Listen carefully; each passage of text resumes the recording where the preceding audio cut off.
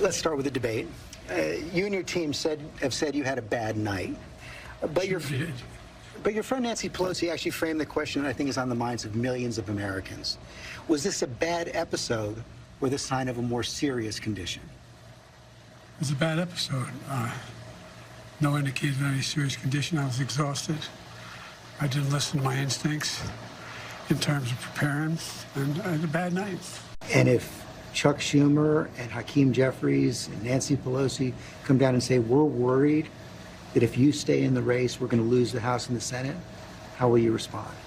I go into detail with them. I've spoken to all of them in detail, including Jim Clyburn. Every one of them. They all said I should stay in the race. Stay in the race. No one said, none of the people said I should leave. But if they do? Well, it's like, they're not going to do that. You sure? Well, yeah, I'm sure. The man is a congenital liar. As I said, they pointed out in that debate he lied 27, 28 times the times, or whatever number, over 20 times.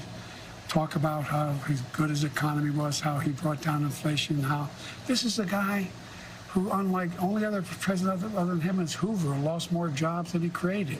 This is a guy who told us to put bleach in our arms to deal with COVID, with over a million people died. This is a guy who talks about wanting to get rid of the health care provisions we put in place. This is a guy who wants to give the power back to big pharma to be able to charge exorbitant prices for drugs. This is a guy who wants to undo every single thing I've done. Every single thing. I'm optimistic about this country. I don't think we're a country of losers, that he points out. I don't think America's in tough shape. I think America's on the cusp of breaking through in so many incredible opportunities. This next term, I'm going to make sure we have straighten out the tax system. I'm going to make sure we're in a situation where we have health care for all people, where we're in a position where we have child care and elder care, free up, and all these things. The one thing I'm proudest of is, remember when my economic plan was put forward, a lot of the mainstream economists said it's not going to work. Well, guess what?